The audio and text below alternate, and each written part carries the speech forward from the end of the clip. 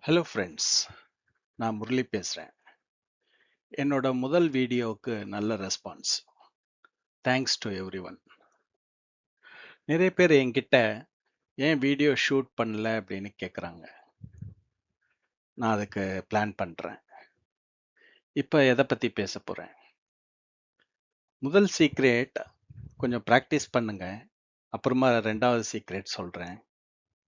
இன்னைக்கு ஒருத்தர் எப்படி பாஸ்ட் மெமரிஸ்லேருந்து வெளியே வர்றது அப்படின்னு கேட்டாங்க. அதை பற்றி பேசலாம்னு இருக்கேன். பொதுவாக நாம் வெளியில் போகும்போது ரோட்டில் ஏதோ ஒரு டிஸ்டர்பிங் இன்சிடென்ட் நடக்குது. நம்மில் எவ்வளவு பேருக்கு அதை அஃபெக்ட் பண்ணணும்னு நினைக்கிறீங்க? ரொம்ப சிலருக்கு தாங்க. அவங்களுக்கு சோஷியல் டைமென்ஷன்ல இயங்குறவங்களா இருந்தா அவங்க எம்பத்தைஸ் பண்ணுவாங்க.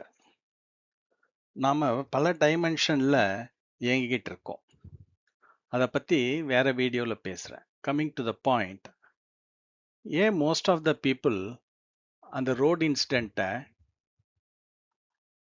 கடந்து போயிடுறாங்க, பாதிக்கிறது இல்லை? ஏன்னா அவங்க டிசோசியேட்டட் மைண்ட் செட்ல இருக்காங்க. அதனால ஒரு நான் ஜட்ஜ்மெண்டல் ஆட்டிடியூட் வந்துடுது. அப்சர்வரா ஈஸியா கடந்து போக முடியும். அதை தாங்க நம்ம டிஸ்டர்பிங் தாட்ஸ் அண்ட் இமோஷன்ஸ் கிட்ட பண்ணணும். என்எல்பியில் டைம்லைன் தெரப்பி அப்படின்னு ஒரு டெக்னிக் இருக்கு. அதை பத்தி பேச போறேன்.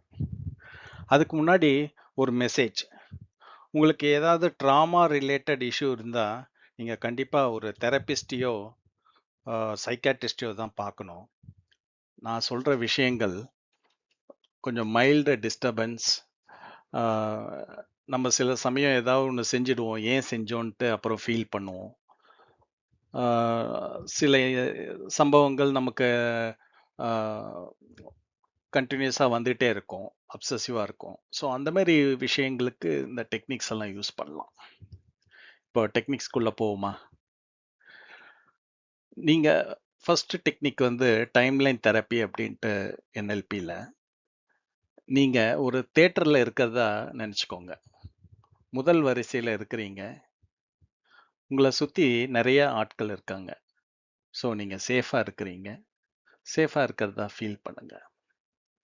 இப்போ உங்களுக்கு முன்னாடி இருக்கிற ஸ்க்ரீனில் உங்களை டிஸ்டர்ப் பண்ணுற மெமரியை பிக்சராக கொண்டு வாங்க. அந்த சீன் வரும்போது நீங்கள் ரொம்ப தொலைவில் இருக்கிற மாதிரி இமேஜின் பண்ணுங்க. உங்ககிட்டேருந்து டிஸ்டன்ஸ் ஏற்பட்டதுனால அந்த பிக்சர் கிளாரிட்டி இல்லாமல் சவுண்டு கொஞ்சமாக உங்களை எந்த டிஸ்டர்பும் பண்ணாமல் போயிடுது.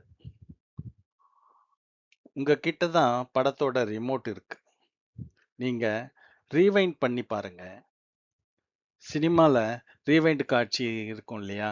கேரக்டர்ஸ்லாம் பின்னாடியே போவாங்க பாருங்க. அந்த மாதிரி கூட பண்ணி பார்க்கலாம். ஸோ அது போல் நீங்கள் ரீவைண்ட் பண்ணி பார்க்குறப்போ திரும்பவும் நோ கிளாரிட்டி, நோ சவுண்ட். இதை ஒரு 5 தடவை பண்ணி பாருங்க. ரிசல்ட்டை சொல்லுங்க. உங்களுக்கே கிழிஞ்சு போன ரீலை பார்க்க அலுத்து போயிடும். ஆன்மீகத்தில் நம்பிக்கை இருக்கிறவங்களுக்கு இன்னொரு டெக்னிக் சொல்கிறேன் நான். இது ஒரு சமயாச்சார ஸ்ரீவித்யா பிராக்டிஸ். லலிதோபாக்கியானம் அப்படின்ட்டு ஒரு நூல் இருக்குங்க. அது வந்து லலிதாம்பிகையோட உற்பத்தி, பண்டாசுர வதம், இதை பற்றிலாம் பேசுது. அதில் தான் லலிதா சகஸ்ரநாமமும் வருது. அந்த லலிதோபாக்கியானம் என்ன சொல்லுதுன்னா, தேவர்கள் ஒரு அக்னி குண்டம் வளர்த்து அதில் தங்களோட உடல் உறுப்புகள் எல்லாம் அக்னியில் இரையாக்கும் போது அம்பாள் வந்து ஆவிர் பாவிச்சு தேவர்கள் காரியமா பண்டாசுரனை வதம் பண்றான். இத லலிதா சகசநாமம் சிதக்னி குண்ட சம்பூதா தேவகாரிய சமுத்தியதா அப்படின்னு சொல்லுது.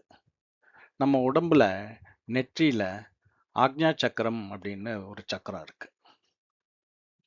நம்ம உடம்புல 6 ஆதாரங்கள் இருக்கு.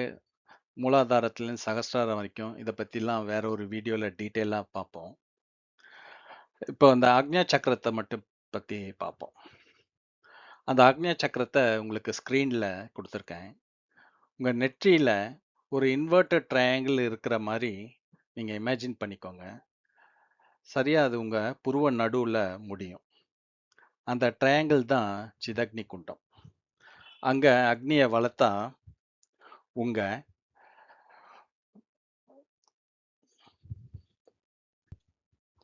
உங்க எண்ணங்களை அதுல சமர்ப்பணம் பண்ணுங்க. அங்க எப்படி அக்னியை வளர்க்கறது? உங்க மனசை அங்க வச்சா போதுங்க. உங்க மனசை அங்க வச்சு ஃபோக்கஸ் பண்ணுங்க. ஃபோக்கஸ் பண்ண கஷ்டமா இருந்தா கொஞ்சம் அமிர்தாஞ்சன் தடவிக்கோங்க. அந்த எரிச்சல்லையே அக்னி கிளம்பிடும். திருமூலர் இத நெற்றிக்கு நேரே புருவத்தின் இடைவெளி உற்று உற்று பார்க்க ஒளிவிடும் மந்திரம் அப்படின்னு சொல்றாரு. யோகத்துல இந்த இடத்த சிதம்பரம், திரிவேணி சங்கமம் அப்படின்லாம் சொல்றாங்க. உங்க எண்ணங்கள் தான் தேவர்களின் உடல் உறுப்புகள். இந்த எண்ணம் என்னுடையது அல்ல என்று அப்படின்னு சொல்லிட்டு அந்த அக்னியில போடுவதா கற்பனை பண்ணுங்க. அந்த எண்ணம் மீண்டும் வந்தாலும் அதற்கு எந்த சக்தியும் இருக்காது. அக்னியில எரிந்த கயிறை பார்த்துருக்கிறீங்களா? எரிஞ்ச பின்னும் கயிறு போல தான் காட்சி தரும். ஆனா நீங்க தொட்டா அது சாம்பல் ஆயிடும். அது எதையும் கட்ட உதவாது. உங்களுக்கு இப்போது புரிஞ்சிருக்கும் அப்படின்னு நம்புறேன். இந்த 2 டெக்னிக்ல உங்களுக்கு எது பிடிச்சிருக்கோ அதை ப்ராக்டிஸ் பண்ணுங்க. ரிசல்ட்டை கமெண்ட் பண்ணுங்க. நம்ம மீண்டும் சந்திப்போம், சிந்திப்போம். உங்ககிட்ட இருந்து சைன் ஆஃப் பண்றது உங்கள் முரளி. நன்றி.